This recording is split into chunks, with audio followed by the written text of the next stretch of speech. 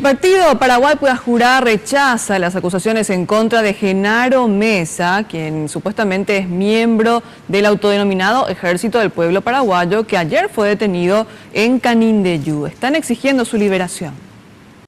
Para esta organización política, la Fiscalía actuó de manera irresponsable. Aseguran que las pruebas presentadas no tienen ningún sustento.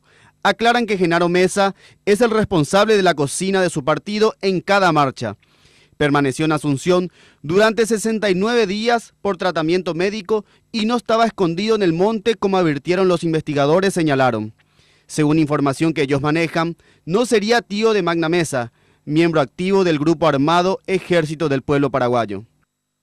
En este momento, las autoridades nacionales o liberarse inmediatamente, porque ellos van a hacer cocueve o van a producir lote, porque es pequeño productor.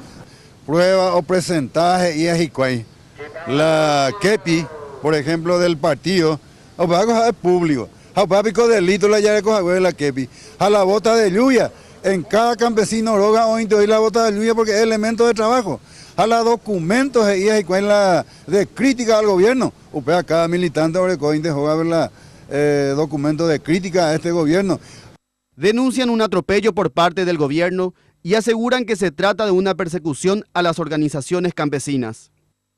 Orero presentarle a Genaro Mesa, Orero Icuá, un hombre trabajador, un hombre honesto, un hombre humilde, un hombre servicial, responsable nacional de cocina del Partido Paraguay Pueda Jurar. Anuncian movilizaciones para exigir la inmediata liberación del detenido.